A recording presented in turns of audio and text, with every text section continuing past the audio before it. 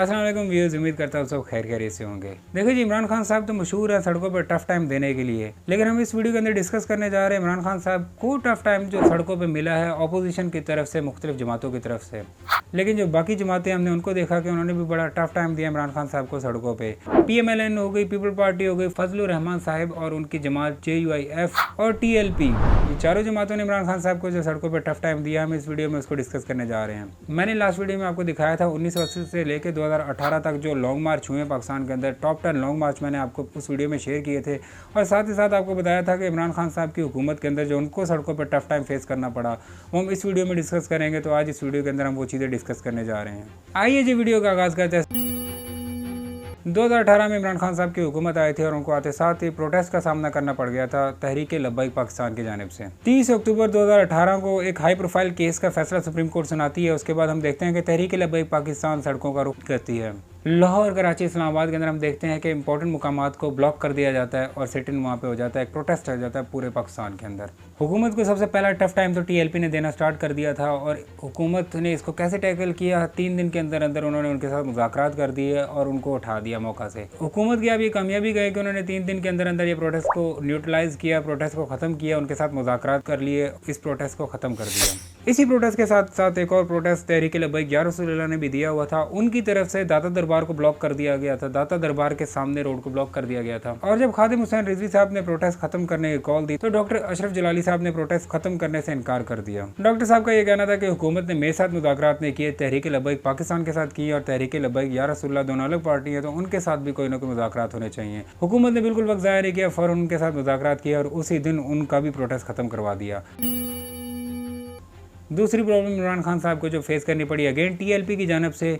अभी 20 दिन नहीं गुजरे थे, TLP की जानिब से उनको दोबारा प्रेशर आना शुरू हो गया उनके ऊपर। खादिम रिजवी साहब ने दोबारा प्रोटेस्ट कॉल कर दी थी। खादिम रिजवी साहब की तरफ से इल्ज़ाम ये लगाया गया कि जो हुकूमत ने मुआहदा किया था उस पर ये अमल दरामद नहीं किया जा रहा, लिहाजा वो दोबारा सड़कों का रुख करने जा रहे हैं। 23 नवंबर को हुकूमत को और कुछ समझ नहीं आई, उन्होंने खादिम रिजवी साहब को गिरफ्तार कर दिया। उन्होंने कहा इस तरीके से चलो हल कर देते मसला, लेकिन हमने ये देखा कि इस तरीके से मसला वाकई हल हो चुका। हुकूमत की स्ट्रैटेजी उस टाइम तो कामयाब निकली। खादिम रिजवी साहब जेल में चले गए, तकरीबन 5 महीने वो जेल में रहे। मई 2019 में रिजवी साहब को फिर ग्रांट मिलती है और उनको रिलीज कर दिया जाता है जेल में। इस दौरान जो भी मसले थे, जो प्रॉब्लम्स थी, वो न्यूट्रलाइज हो चुकी होती हैं। इमरान खान साहब को एटलीस्ट TLP की जानिब से एक लंबे ड्यूरेशन के लिए रिलैक्सेशन मिल जाती है। TLP का उनका सामना काफ़ी देर तक नहीं होता। तीसरी मुश्किलात इमरान खान साहब को जो फेस करनी पड़ी वो फजलुर रहमान साहब की जानिब से करनी पड़ी। नवंबर 2019 में फजलुर रहमान साहब ने लॉन्ग मार्च कॉल कर दी। उसके बाद उन्होंने 13 दिन का एक धरना दे दिया। मुतालबे तो उनका यही थे कि इमरान खान साहब हुकूमत छोड़े घर जाएं। अभी तो 2 महीने हुए हैं। 2 महीनों के अंदर महंगाई कहाँ पहुंच गई, गरीब आदमी की कुव्वत खरीद जवाब दे बैठी है। सूरत हाल में तो जमातों के साथ हमारे राब्ते और आखिरी मराहल।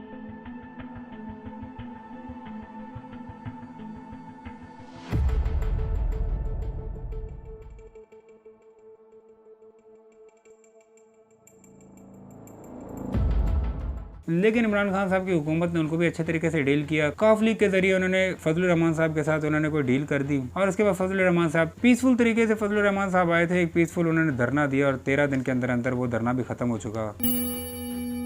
2020 का साल जब शुरू हुआ था इमरान खान साहब को तो प्रोटेस्ट और धरनों के अलावा एक और प्रॉब्लम का सामना करना पड़ा, वो थी कोविड-19। लेकिन चौथी दफ़ा उनको सड़कों पे टफ टाइम देने के लिए TLP अगेन सड़कों पे आ चुकी थी। खादिम रिजवी साहब ने 16 नवंबर को इस्लामाबाद की जानिब मार्च किया। प्रॉब्लम फ्रांस के सफ़ीर के हवाले से थी और हुकूमत ने उनके साथ भी मुआहदा करके उनको जल्द वापस भेज दिया। 3 दिन के बाद हम देखते हैं कि खादिम हुसैन रिजवी साहब की तबीयत खराब होती है और वो इस दुनिया से चले जाते हैं, जिस पे उस वक्त के वज़ीर-ए-आज़म इमरान खान साहब ने अफसोस का भी इजहार किया। पांचवी प्रॉब्लम का सामना इमरान खान साहब की हुकूमत को साल 2021 के आगाज में ही करना पड़ गया। खादिम हुसैन रिजवी साहब के बेटे साद रिजवी साहब ने प्रोटेस्ट की कॉल दे दी। बकौल उनके रिजवी साहब के साथ जो मुआहदा तय पाया था उस पर अमल दरामद नहीं किया गया, लिहाजा वो कॉल दे रहे हैं प्रोटेस्ट की। हुकूमत ने मसले की पेचीदगी को समझते हुए उन्होंने फौरी TLP के लीडरशिप के साथ मुज़ाकरात किए और ये प्रॉब्लम को शुरू होने से पहले ख़त्म कर दिया। साद रिजवी साहब ने 17 फरवरी आखिरी डेट दी थी, लेकिन हुकूमत ने उनके साथ जो मुज़ाकरात किए थे उसके बाद एटलीस्ट ये जो प्रॉब्लम थी कुछ देर तक एक्सटेंड हो गई। इमरान खान साहब की हुकूमत को छठी प्रॉब्लम का सामना अगेन TLP की जानिब से करना पड़ा। TLP बार बार एक ही चीज़ पे इंसिस्ट कर रही थी कि उनके साथ जो मुआहदा तय पाया है उस पर अमल दरामद नहीं किया जा रहा, लिहाजा साद रिजवी साहब ने दोबारा प्रोटेस्ट की कॉल दे दी। हुकूमत को नजर आ रहा था कि साद रिजवी साहब जो हैं ये प्रोटेस्ट करके रहेंगे, इन्होंने रुकना नहीं है, जो मर्जी कर लें साद रिजवी साहब, इन्होंने सड़कों पे आना ही आना है। तो 12 अप्रैल को हुकूमत एक काम करती है, साद रिजवी साहब को उठा के गायब कर देती है, मतलब साद रिजवी साहब को भी प्रोटेक्टिव कस्टडी में डाल दिया जाता है। उसके बाद हम देखते हैं कि टीएलपी की जानिब से भरपूर वायलेंस होती है, आप ये कह सकते हैं। 16 पुलिस वाले उनके हिरासत में आ जाते हैं, मतलब पुलिस वाले अरेस्ट कर रहे होते हैं, यहाँ पे पुलिस वाले अरेस्ट हो जाते हैं। हम देखते हैं कि मुख्तलिफ शहरों पे सही दंगा फसाद हो रहा होता है, तकरीबन हालात बेकाबू होना शुरू हो जाते हैं। इस दौरान हुकूमत उनके साथ मुआहदा करती है और साद रिजवी साहब की जो है उनको गिरफ्तार ही रखा जाता है। मुआहदा तो तकरीबन उनके साथ यही था कि साद रिजवी साहब को जल्द छोड़ दिया जाएगा, लेकिन वक्त के साथ साथ ये चीज़ें आगे चलती ही रहीं। अभी 5 महीने ही गुजरे थे हुकूमत को पिछली प्रॉब्लम से निपटते हुए, टीएलपी अगेन सड़कों पे आना शुरू हो गई। अक्टूबर के महीने में टीएलपी की जो लीडरशिप थी, उन्होंने देखा कि साद रिजवी साहब की जो गिरफ्तारी है उसको बरकरार रखा हुआ है, उनको छोड़ा नहीं जा रहा। गालबन कोर्ट ऑर्डर भी आ चुके थे साद रिजवी साहब को छोड़ने के, लेकिन हुकूमत जो थी वो साद रिजवी को नहीं छोड़ रही थी। लिहाजा टीएलपी की लीडरशिप ने यह फैसला किया कि हम इस्लामाबाद की जानिब लॉन्ग मार्च करेंगे। लाहौर से उनका काफिला निकलता है, पुलिस के साथ उनकी झड़पें होती हैं, मुख्तलिफ मुकाम पे उनको पुलिस के सामना करना पड़ा, हर डिस्ट्रिक्ट की पुलिस को तकरीबन उन्हें फेस करना पड़ा, लेकिन वो सारी रुकावटें हटाते आगे आगे बढ़ते जा रहे थे। इस दौरान हुकूमत ने मुफ्ती मुनीबुर रहमान साहब को आगे भेजा, टीएलपी के साथ कामयाब मुज़ाकरात हो गए। उसके बाद हुकूमत ने साद रिजवी साहब को भी गिरफ्तारी से आज़ाद कर दिया। साद रिजवी साहब ने दोबारा फिर खैर प्रोटेस्ट की कॉल भी नहीं की, तो हुकूमत को हम ये कह सकते हैं कि एटलीस्ट इस चीज़ को उन्होंने न्यूट्रलाइज किया है और इस मामले को उन्होंने टैकल कर लिया अच्छे तरीके से।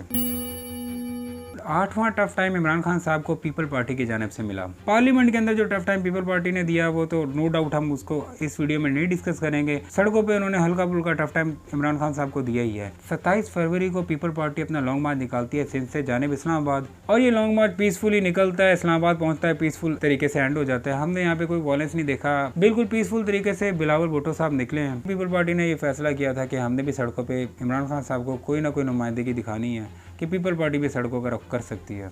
आपका जोश और जज्ब इस्लामाबाद को हिला रहा है, इस्लामाबाद में काम पे टांग रही है।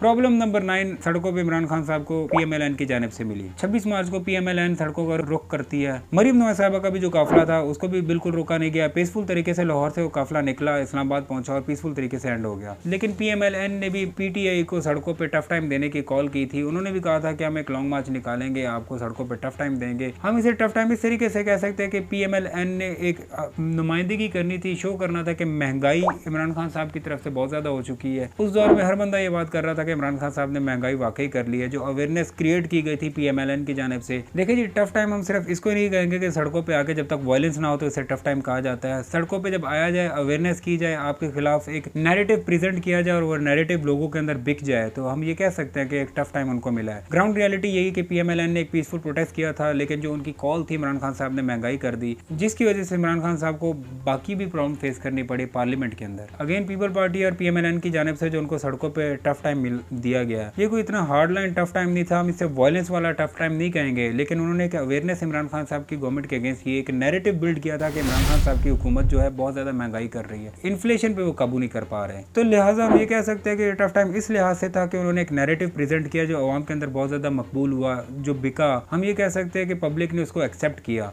तो इस लिहाज से पीपल पार्टी और पीएमएलएन ने सड़कों पर भी इमरान खान साहब को एक टफ टाइम दिया था। 10वीं प्रॉब्लम इमरान खान साहब को जो फेस करनी पड़ी अपने हरीफ फजलुर रहमान साहब से। सबसे पहले तो 10 मार्च को फजलुर रहमान साहब ने एकदम से कॉल दे दी कि पूरे पाकिस्तान के अंदर एहतजाज करना शुरू कर दें, सारी सड़कें ब्लॉक कर दें, सारे रास्ते बंद कर दें। मसला आया था पार्लियामेंट लाउंजेस के अंदर। हमने देखा कि इस्लामाबाद पुलिस पार्लियामेंट लाउंजेस में गई और उन्होंने गालबन कुछ एमएनएज एमपीएस को गिरफ्तार किया। उस टाइम अदम एतमाद इमरान खान साहब के अगेंस्ट चल रही थी और तासुर ये दिया जा रहा था कि इस्लामाबाद पुलिस की जानिब से एमएनएज को उठा दिया जाएगा, गायब कर दिया जाएगा, उसके बाद अदम एतमाद को फेल करा दिया जाएगा। फजलुर रहमान साहब को ये चीज नजर आई कि अगर इस्लामाबाद पुलिस इस्तेमाल होती है तो इमरान खान साहब के अगेंस्ट अदम एतमाद कहीं नाकाम ना हो जाए, तो उन्होंने पूरे पाकिस्तान के अंदर प्रोटेस्ट कॉल कर दी। हुकूमत ने फौरन इस चीज़ को रियलाइज़ किया, उनके साथ मुज़ाकरात किए, उन्होंने जो डिमांड्स उस वक्त रखी थी फौरन उनकी डिमांड पूरी कर दी और फजलुर रहमान साहब ने अपनी प्रोटेस्ट कॉल वापस ले ली। लेकिन 25 मार्च को फजलुर रहमान साहब भरपूर तरीके से उन्होंने एक लॉन्ग मार्च किया। हमने देखा कि सिंध के अंदर से केपी से उनके जो काफिले निकले थे पीसफुल तरीके से, अगेन ये काफिले आए हैं, पीसफुल तरीके से वहाँ पहुंचे हैं। गवर्नमेंट की जानिब से भी कोई रेजिस्टेंस नहीं क्रिएट की गई। अपना जो भी उन्होंने नैरेटिव प्रेजेंट करना था अपना नैरेटिव प्रेजेंट किया और एक पीसफुल तरीके से वो वहाँ से चले गए।